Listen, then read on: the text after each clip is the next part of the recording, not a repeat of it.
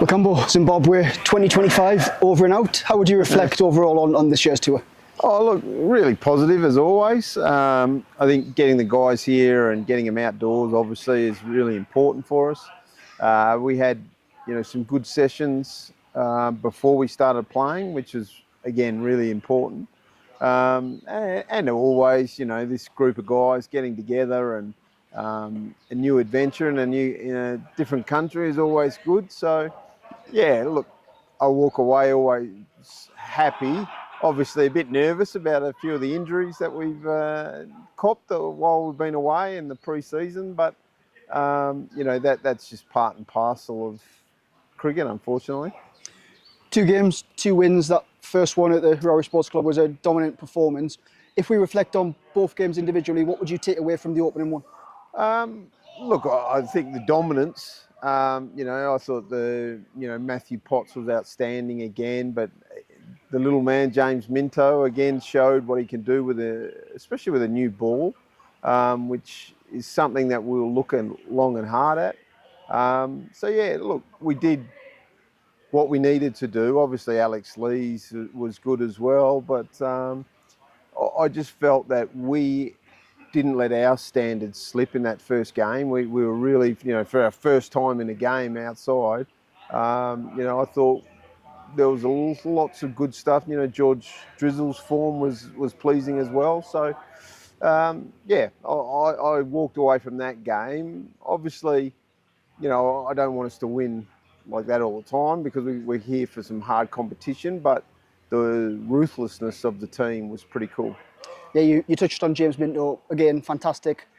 From him, he obviously had a superb winter with England under-19s, and he's followed it up in a Durham shirt. How excited are you about him leading into the season? Oh, of course. I think I get really excited about all our young players, and to see a 17-year-old go about his business the way he does, and he's so professional at what he does, and he knows quite a lot about the game, and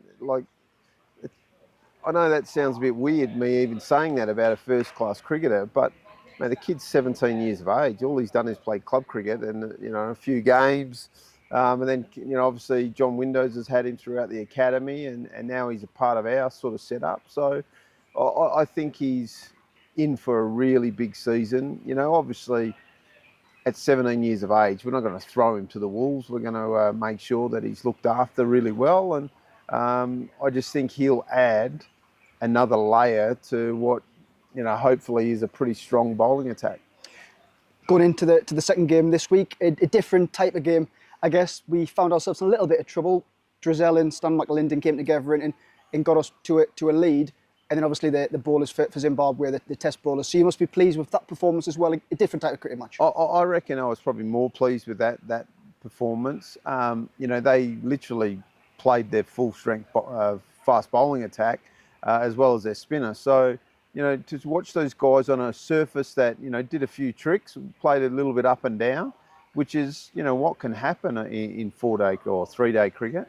That was really pleasing. Again, Drizzle, stood up to the plate with the bat. There were, again, pleasing performances from everyone. Again, James Minto at the start.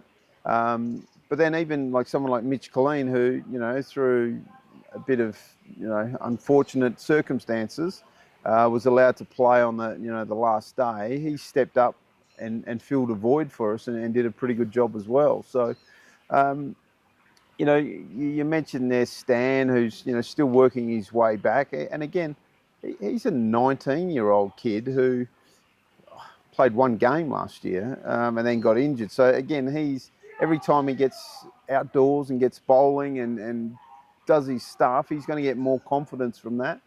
And then probably what you definitely didn't see behind the scenes is the bowling on the side, basically of Ben Rain and Daniel Hogg, who, have had pre-season hiccups and, they're coming along quite strongly. And we're leaving with Zimbabwe with those two pretty close to being ready to go.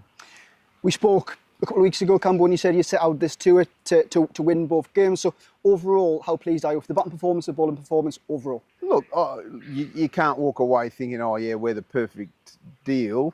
of course. But, for what we came here to set out to do, everyone got involved, everyone got an opportunity to push their case.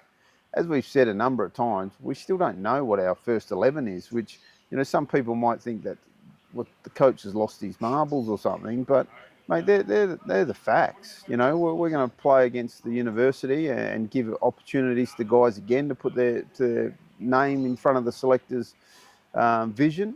But overall, you throw into the mix the fact that we've also spent probably the last, week hanging out with the ladies team as well and getting to know them, and they're playing their first games and having great conversations with with the coaching staff and players, having great conversations about the game. Look, really happy. Obviously the sun's out here as well, which makes me smile. So, but to be honest, it's time to get home. Yeah, you touched on it there, the collaboration with the women's team. There's been a lot going on, obviously, off camera, I guess, with team building and exercises and all that sort of stuff. How pleased are you with the relationship that both teams are forming? Oh, well, that's the thing. It's, we're two sets of elite athletes who are trying to get to know each other, and, you can't just throw them in all together and say, oh, get along.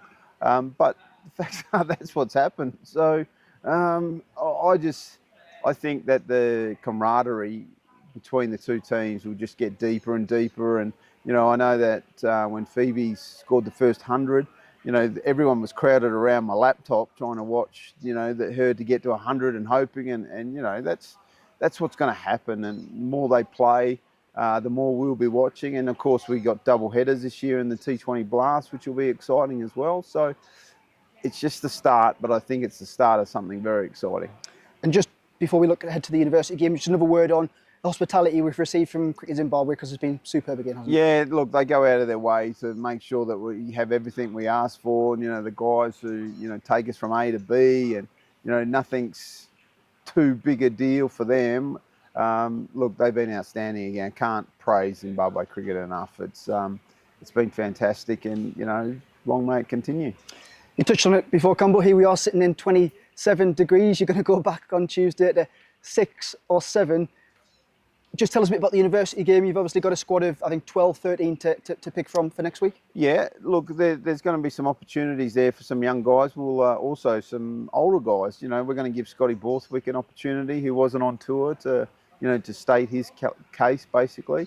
And on the other side of things, Will Alexander, another product out of our academy, will be given an opportunity. Who, a lot of Durham faithful won't even know.